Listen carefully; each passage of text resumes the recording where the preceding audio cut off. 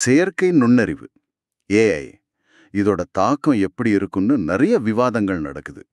AI துறையோட முன்னோடிகள்ல ஒருத்தர் Nobel பரிசு வாங்கின ஜெஃப்ரி ஹிண்டன் சமீபத்தில் ஒரு எச்சரிக்கை விடுத்திருக்கார்.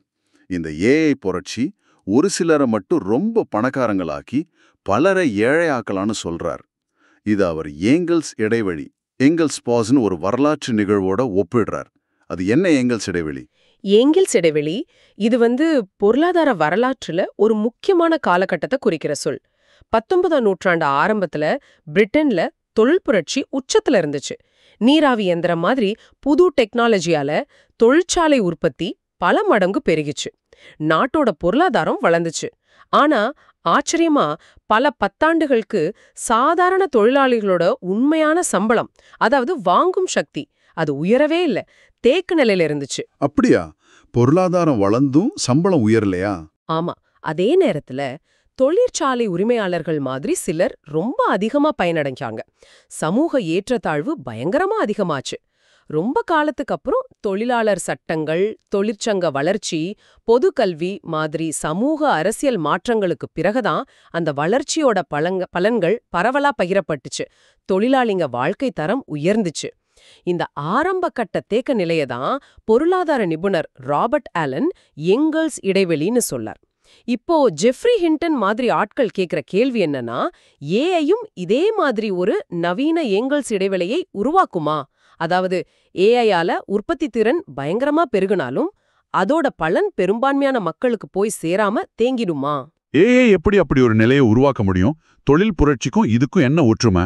ஏஐ ஒரு பொதுநோக்க தொழில்நுட்பம், ஜெனரல் பர்பஸ் டெக்னாலஜின்னு சொல்றாங்க. நீராவி இயந்திரம், கரண்ட், இன்டர்நெட் மாதிரி. அதாவது இது ஒரே ஒரு துறையை மட்டும் பாதிக்காம பொருளாதாரம் முழுக்க பல துறைகளை ஒரே நேரத்துல மாத்தி அமைக்கும் சக்தி கொண்டது. குறிப்பா கணித்தல் சம்பந்தமான வேலைகளோட செலவை ஏஐ பயங்கரமா குறைக்குது. ஆனா வரலாறு காட்டுற மாதிரி இது மாதிரி ஜிபிடிஸ்கள் பெரிய வளர்ச்சியை தர்ற அதே நேரத்துல பெரிய அளவுல வேலை இழப்புகளையும், தொழிலாளர்களோட திறன்கள்ல பெரிய மாற்றங்களையும், சமூக பொருளாதார ஏற்றத்தாழ்வுகளையும் உருவாக்க வாய்ப்பு இருக்கு. ஆரம்பத்துல இந்த டெக்னாலஜியை பயன்படுத்துறவங்க பெரிய கம்பெனிங்க, இவங்க தான் பலன்கள்ல பெரும் பகுதியை எடுப்பாங்க. இந்த நவீன ஏங்கல்ஸ் இடைவெளி வர்றதுக்கான அறிகுறிகள் ஏதாவது இப்பவே தெரியுதா? ஆதாரங்கள் என்ன சொல்லுது? சில ஆரம்ப அறிகுறிகள் இருக்கிறதா சில ஆய்வுகள் சொல்லுது. உதாரணமா பிலிப்பைன்ஸ்ல கால் சென்டர்கள்ல ஏஐ பயன்படுத்தினப்போ ஊழியர்களோட உற்பத்தி திறன் 30-50% வரைக்கும் அதிகமாயிருக்கு. ஆனா அவங்க சம்பளம் உயரல, வேலைப்பளுதான் அதிகமா இருக்குன்னு சொல்றாங்க. அதே மாதிரி ஏஐ காலத்துல தேவைப்படுற புது திறன்களை கத்துக்கிறதுக்கான செலவு, ரீஸ்கில்லிங் காஸ்ட்ஸ் அதிகமாயிட்டே போகுது. இது 19ஆம் நூற்றாண்டுல சம்பளம் பேரளவுல உயர்ந்தாலும் சாப்பாட்டு பொருள் விலை அதிகமா இருந்ததுனால உண்மையான பலன் கிடைக்காத மாதிரி ஒரு சூழலை உருவாக்கலாம். PwC மாதிரி நிறுவனங்கள் கணிப்புப்படி ஏஐ 2030க்குள்ள உலக பொருளாதாரத்துக்கு $15.7 டிரில்லியன் அளவுக்கு பங்களிக்கும்னு எதிர்பார்க்கறாங்க. ஆனா இதுல பெரும்பாகம் அமெரிக்கா, சீனா மாதிரி நாடுகளுக்கும் அங்க இருக்கிற சில பெரிய டெக் கம்பெனிகளுக்கும் தான் போகும்னு கணிக்கிறாங்க. சீனா மாதிரி நாடுகள்ல ஆஸ்பத்திரி, ஏர்போர்ட்னு பல இடங்கள்ல ஏஐ பயன்பாடு ஏற்கனவே மனுஷங்க செஞ்ச வேலைகளை மாத்தி அமைக்குது, சிலது இல்லாமலும் ஆக்குது. அப்போ இதுக்கு என்னதான் தீர்வு? டெக்னாலஜி வளர்ச்சியே தடுக்க முடியாது, அதோட பலன்கள் எல்லாருக்கும் கிடைக்கிறத எப்படி உறுதி செய்கிறது? இதுதான் மிக முக்கியமான கேள்வி.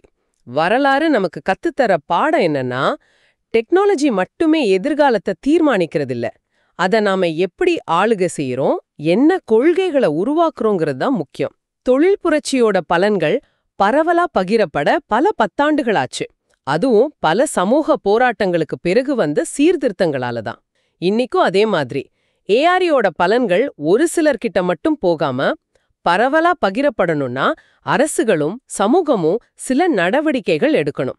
உதாரணமா சிங்கப்பூரோட ஸ்கில்ஸ் ஃபியூச்சர் திட்டம் மாதிரி வாழ்க்கை முழுக்க புது திறன்களை கத்துக்க வாய்ப்பு உருவாக்குறது. அபுதாபில இருக்கிற ஏஐ யூனிவர்சிட்டி MBZUI மாதிரி ஏஐ ஆராய்ச்சியில முதலீடு செய்யறது, ஏஐயால வர பெரிய லாபத்தை ரோபோக்களுக்கு வரி போடுறது, ரோபோ டாக்ஸ் இல்லனா எல்லாருக்கும் அடிப்படை வருமானம் UBI குடுக்கிறது, இது மாதிரியான வழிகள் மூலமா மறுபகிர்வு செய்யறத பத்தி விவாதங்கள் நடக்குது. ரோபோ வரி, UBI, இதெல்லாம் பெரிய விஷயங்களா இருக்கே. ஆமா. அப்புறம் ஏஐ இயங்க தேவையான கம்ப்யூட்டிங் பவர், டேட்டா, இந்த உள்கட்டமைப்பை ஒரு பொது நன்மையா, பப்ளிக் குட்டா மாத்துறது பத்தியும் யோசிக்கிறாங்க. UAE, சுவிட்சர்லாந்து மாதிரி நாடுகள் ஓபன் சோர்ஸ் ஏஐ மாடல்ஸை உருவாக்குறது இந்த திசையில ஒரு முயற்சி தான். ஆனா இந்த அளவுக்கு பயப்பட தேவையில்லை. ஏஐயால நல்லதுதான் நடக்கும். இது முன்னாடி வந்த புரட்சிகள் மாதிரி இல்லைன்னு சொல்றவங்களும் இருக்காங்களே. நிச்சயமா இருக்காங்க. சிலர் என்ன சொல்றாங்கன்னா, 19ஆம் நூற்றாண்டு பிரிட்டனோட ஒப்பிடும்போது இன்னைக்கு சமூகங்கள் ரொம்ப வலுவானவை. நம்மகிட்ட சமூக பாதுகாப்பு திட்டங்கள், வெல்ஃபேர் ஸ்டேட்ஸ் இருக்கு. டெக்னாலஜி முன்ன விட வேகமா பரவுது. ஸ்மார்ட் போன் பாருங்க, சில வருஷத்திலே கோடிக்கணக்கான மக்களை போய் சேர்ந்துடுச்சு. அது மட்டும் இல்லாம ஏஐ மருத்துவம், கல்வி மாதிரி துறைகள்ல செலவுகளை குறைச்சு சேவைகளோட தரத்தை உயர்த்தி எல்லாருக்கும் பயனளிக்கணும் சொல்றாங்க. இந்த வாதங்கள்லயும் உண்மை இருக்கு. ஆனா இந்த நம்பிக்கையோட ஒரு எச்சரிக்கை உணர்வும் தேவைன்னு தான் ஹிண்டன் மாதிரி ஆட்கள் சொல்றாங்க.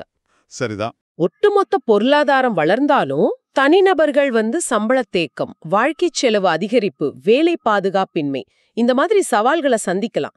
அதனால ஏஐ ஒரு தொழில்நுட்ப புரட்சியா மட்டும் நிக்காம அது ஒரு மனித நலன்புரி புரட்சியாவும் மாறத உறுதி செய்ய வேண்டியது அவசியம்.